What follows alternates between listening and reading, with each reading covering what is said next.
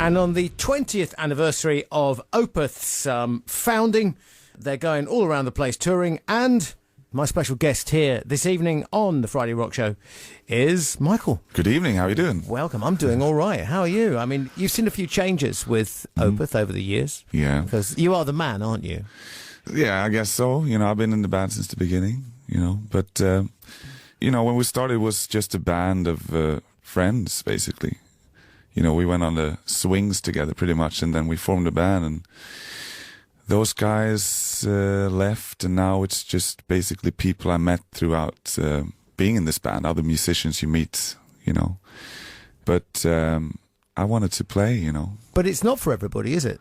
No, apparently not, you know. You think, like, when you start out, like, everybody's got the same type of vision that you do, but that's not the case, you know. People change with time, and we had people leaving the band because of education and jobs, or moving us overseas, and basically losing the passion for it and that kind of stuff, you know. And you can't really control that, you know. But for me, I've always been... Basically, I don't know anything else, you know. I can't really do anything else. I was a TV repairman, you know, educated to repair TVs and stuff. Really? That's a useful transferable skill. Yeah, I know, but... Especially for a rock star. Yeah, you know. People keep throwing them out the windows. There you are at the bottom saying, hey, it's okay, I can fix it. Yeah, I could have a job fixing your TVs when you throw them out, you know. Yeah. Have you done it? No. I was on the Verge once in Australia. Yeah. We threw a couple of chairs out from the balcony. Uh-huh. We were drunk. There was a TV in there, and it wasn't in my room either. So I was thinking, I'm not going to get the blame for this. But somebody stopped me. So you didn't? I didn't. But a couple of chairs. It's dangerous. I was kind of... It's very dangerous, yeah. We had to pay a fine as well. Did you? In Australia? Wow. Yeah, it was 25 Australian. 25 Australian dollars? Yeah, it was worth it. Wow, that's like a year's salary out there. Yeah. Martin Birch threw a sofa out of the 17th floor of the Arabella house in Munich once. Yeah, it was unexpected. Davey was doing conjuring tricks. Mm-hmm. Like learning to juggle things and made things disappear, little eggs. Juggling? Eggs. Yeah, and stuff. Because Davey's quite good at sort of card tricks and things. Wow. So, anyway, and Martin came in and was having one of his legendary days off. You know, he'd been out entertaining his brain. So he watched and said, you see this chair? He said, yeah. He said, oh, mate, it's disappeared too. And David went, oh, how's that work? He went, what's this? And he just threw it over the balcony. Wow. And we went, and looked. There it was, embedded in the top of somebody's Mercedes. The police arrived shortly afterwards. I mean, it was back in the crazy days. Crazy days, you know. There's all sorts of stories. Sounds like fun. Yeah, I like that. Yeah. I heard the story. It doesn't have anything to do with TVs or wrecking rooms, but Blackmore sending some roadie to Iceland naked in a car. Oh, have you heard about that? No. This was, bless him, late great guy, Eric Thompson. Eric Thompson was the promoter in Copenhagen. Uh-huh. And Eric was a wonderful human being and looked very, very straight, but was quietly completely crazy. Mm-hmm. Richie apparently tied him up, gaffer taped his hands and feet together, took all his clothes off, and they strung him up from the lighting truss in the middle of the show. And then they put him in a trunk and sent it to East Germany.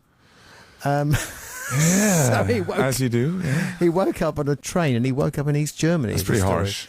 I thought he was taking a joke slightly too far. You know. So anyway, so you've never done anything like that. So I mean, just being a TV repairman, I think is. Yeah, I work with tires too, changing tires on cars. Really, yeah, that's handy as well. You're a pretty useful sort of guy. Yeah, I can still change tires on my cars. Change a tire, you can fix the TV. Did that lead to interest in recording and technical type things? No, but I got a job after school at a guitar store, and we only sold acoustic guitars, so there was no soldering going on or anything. It was just changing strings. Right, changing strings. Repairing cracks. Repairing cracks. Yeah, so you do that as well? Yeah. Yeah, so you are a man. I'm getting all out of you, you see. There's about a squillion things you can do, isn't it? Well, you know, I guess I wouldn't be trusted these days. It's been a while with repairing cracks. I'd trust you. You got any cracks? Well, you know, most rock stars smoke it. They don't repair it, don't they? I mean, anyway, on to Opeth. It's been 20 years. When did you get some sort of idea that Opeth was... You'd created something that was going to have legs? Probably when I could go to the grocery store and buy some food for money that was brought in from the band, you know. And it took a long time. I had a flat, and underneath it was a convenient store. It sold canned meat for like less than £1. It wasn't bad, actually. I kind of still buy it sometimes, you know, it's good. But I lived off of that for a while, and it took us a good 10 years before we got some, like a paycheck, I think. Yeah. That's, you know, from starting at 16 till 26 years old, living on dog food. Yeah. Living on dog Sounds food. sad. Living on You dog put it like food. that. It's not good, is it? You know? When did Opeth first start to have international success? Success it's a word that should be used in moderation for us, I think. But we were quite early on more well known overseas than we were in Sweden, and to this day that's pretty much the same. Yeah. That's to be honest. bizarre, isn't it? Because Sweden, rock and roll, metal, Sweden, Scandinavia, Finland, everywhere. It's But absolutely everybody was massive. going to Iron Maiden shows, you know, nobody was. Yeah. It's just extraordinary because Finland and Sweden, between them, probably produce, I'd say, probably 10 or 15% of the output of this show. Yeah, it's quite insane. But there's a Swedish band called In Flames. Yeah. And they do quite well in Sweden. But other than that, there's not many bands, actually. Wonder why that is. Are the Swedes a bit snobbish about their own people? Probably. They Yeah. don't like Swedish people to do too well in Sweden? Yeah.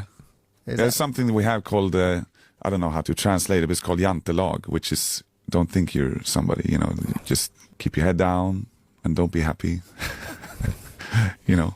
Yeah, I suppose that is a Scandinavian trait, you know. But yet, as soon as they come to Iron Maiden gigs and things like that, it's they go crazy. absolutely berserk. I know. All that reserve and don't go crazy. They just completely lose the plot. It's it's fantastic for us. Yeah, of course, you know. So let's play some music, and then after the music, we're going to talk about some very special stuff that you're doing at the moment. All right, you picked this track. It's Lotus Eater.